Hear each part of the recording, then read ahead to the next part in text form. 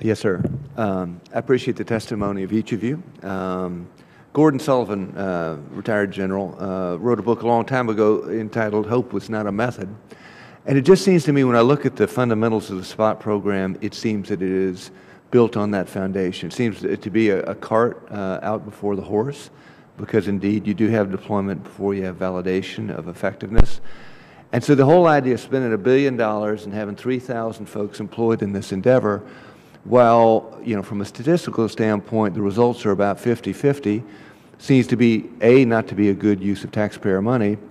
But I want to zero in on what my associate, Benny Thompson, was touching on just a moment ago. I think that there is a real civil liberty component to what's going on here that I think is a real challenge. And I tell my boys all the time, guys, have the wisdom to know what you don't know. And Mr. Richmond was touching on this notion of how do you get inside somebody's head just a moment ago. I think it's a very difficult place to be. So you have a system set up wherein, as I read here the notes, you can look for behaviors that indicate stress, fear, or deception. But I would ask you, Mr. Pistole, if you were a young kid that maybe got off the track at an earlier age, you served some time, but you paid your price to society, but you do have a criminal record. If a law enforcement fellow was standing before you asking you questions, do you believe that you would exhibit stress or fear? It all depends on the individual. Yeah, sure, potentially. Okay. What if you were a staunch right-wing conspirators with very strong anti-government leanings? You'd posted some things you probably weren't the best to post on the internet, but you had the security of the invisibility that goes with internet, but now you got a law enforcement folk probing, asking you questions. Would you exhibit stress or fear? Well, again, it depends on the individual, but potentially, sure. If you were an immigrant whose dad and mom perhaps had come here illegally, would you exhibit stress or fear if somebody was asking you questions? All situational again. Let's say you're a wife whose husband's been beating him and you're just trying to get on an airplane to get the heck out of town. Would you exhibit stress or fear if somebody was going into interrogation on some front? Again, situational.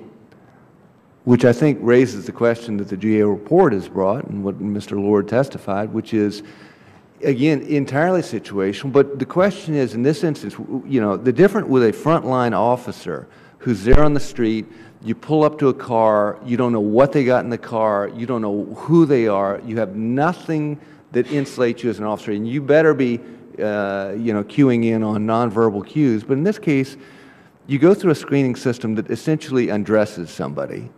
You send their equipment, whatever they have, through radar detection and other device. It's a very different environment. The question is, I think from a civil liberties standpoint, given those other tests that have been made with regard to who this person is, do you in addition have to go through a screening process based on somebody's interpretation of what they think might be inside your brain?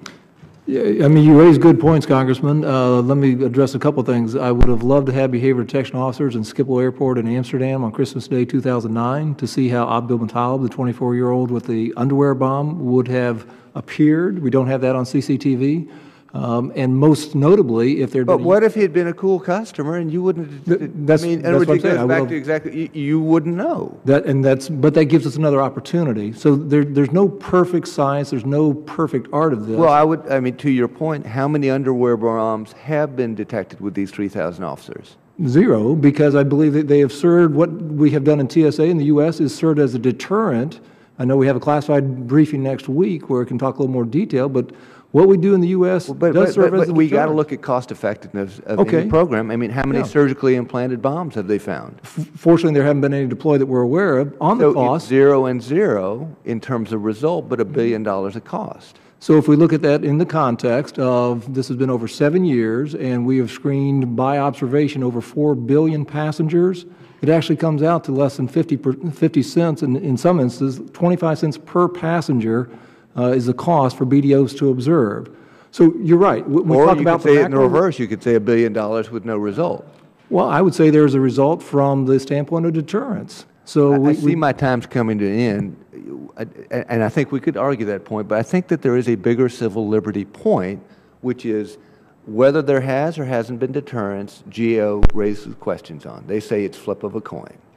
But on the opposite side of the equation, in addition to possible redeployment of those 3,000 folks and the taxpayer costs associated with that, there's a big civil liberty question of, to get on an airplane, does it require more than, in essence, undressing and having all your equipment checked, but now a second level of screening based on somebody's interpretation of what they think is inside your head?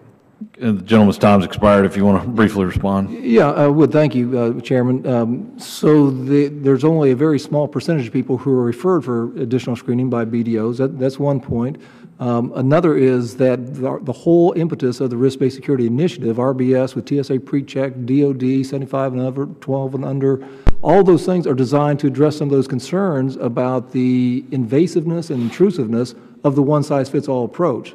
So I get your point on that. The idea is, how can we work collaboratively to have multiple layers of security, that we can expedite those that we have greater confidence in without ever profiling. So the notion about profiling, I agree strongly with the ranking member that we will not tolerate in TSA. If we find any person, any employee who is profiling based on race, ethnicity, national origin, any of those things, we'll take appropriate action. I've run out of time, but I think Mr. Lord's raised the question of the type of profiling that in fact does occur.